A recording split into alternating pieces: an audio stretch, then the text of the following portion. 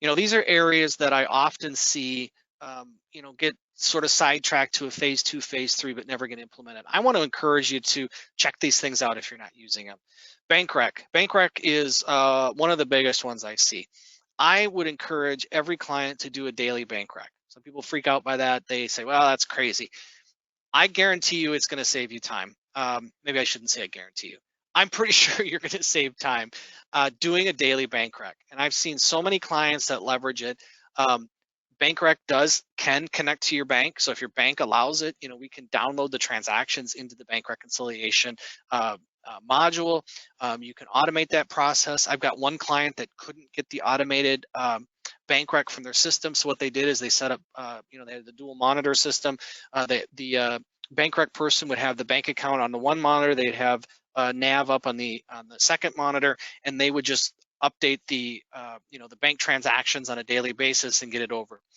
The one client told me that it probably saves them roughly 4 hours at the end of the month in their month-end close cycle because they do daily bank rec. So they just eliminate that step in the closing process because it's done all the time. So use bank rec, leverage bank rec. I think it'll save you time.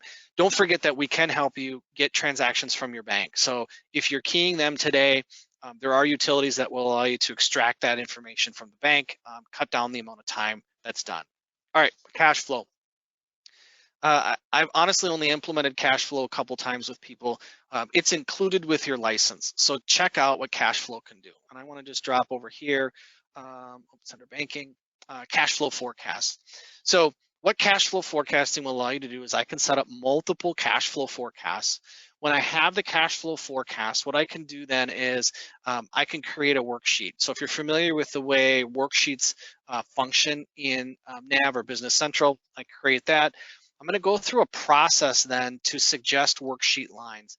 And I can then pull GL accounts, receivables transactions, fixed assets transactions, manual cash flow revenues and expenses. So I have the ability to put manual transactions in that I would know about that aren't elsewhere recorded in the system. Payables transactions, fixed assets we talked about. I can pull in budgets, jobs, tax information. The thing that Microsoft has added recently is this Azure AI forecast that I can integrate into my cash flow system. There's a lot of functionality here that I would just encourage you to check out. Take a look at it, see what it is. It's in your system already. When I process that, I'm going to get a list of transactions like I do on a typical worksheet. Then I would register those transactions. Those transactions are editable. I can create my own manual ones, so it functions much like the requisition worksheet if you're familiar with that, etc. When I come back here, then as I'm going to have my cash flow forecast statistics, but I'm also then going to be able to report off of that. So in my role center, there's some standard charts that are available. There's also a couple reports that are available to allow me to leverage that data. So check out cash flow forecasting, great set of functionality. All right, fixed assets. Fixed assets is another one. Honestly, for a lot of clients, they go, we're just busy during the implementation. We'll sort of shelve fixed assets and deal with it later. If you're not using fixed assets and you have any assets at all in the organization that you need to deal with, check this functionality out. It's fairly simple to get going. It's got a tremendous amount of functionality in terms of multiple books. It will calculate a depreciation entry for me. I can review it, I can edit it, I can delete it prior to posting, rerun depreciation, a lot of functionality around there. I can also track other things. So I can track acquisition cost. Obviously my depreciation would be there. We also have the ability to track maintenance on a fixed asset. So the way this works is in accounts payable, I'm going to do a fixed asset line item, either a purchase order or a purchase invoice. Add another field to the line item page. It's typically hidden, so I'd select my fixed asset. It's going to allow me to categorize the transaction to be either an acquisition, an appreciation, or a maintenance item against the fixed asset. So a maintenance item on the fixed asset is not actually going to increase the value or change the book value or the basis of my asset. What it's going to do is it's just going to track that transaction to the asset so I can view total cost of ownership. Okay, so little piece of functionality there that a lot of people aren't aware of. and it's a nice feature if you want to do some more tracking around your assets. We also do have the ability to do some maintenance tracking and insurance tracking around your fixed assets. So it's not going to create work orders or something like that for maintenance, but it would be a way to track that information in the system.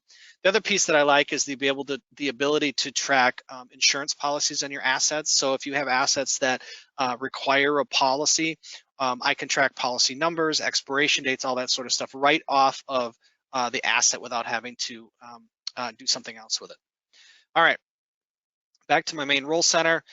Last point in overlooked functionality is GL budgets. So remember, we can set up general ledger budgets. Those are available with account schedules. A lot of the pages allow you to do actual to budget comparisons.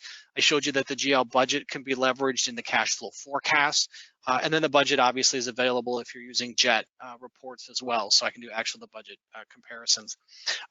There's an import-export function from Excel if I want to sort of create a framework for the budget within Business Central Nav, export it to Excel, do the final updates, and then import it back in.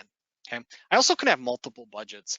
The other thing I like about the budgets is the budgets are not fiscal year dependent. So a lot of systems, bookend a fiscal year around a budget definition. Nav Business Central doesn't do that. So I can use the same budget code across multiple fiscal periods. So if you're the type of organization, well, a lot of my nonprofit clients do this. Well, they'll have an initiative that they're budgeting for that crosses fiscal years, maybe even crosses multiple fiscal years. Creating one budget allows me to see all of that in one place without having to run two reports. So there are ways that you can set up budgets. Sometimes accountants don't like it too much, but that will help you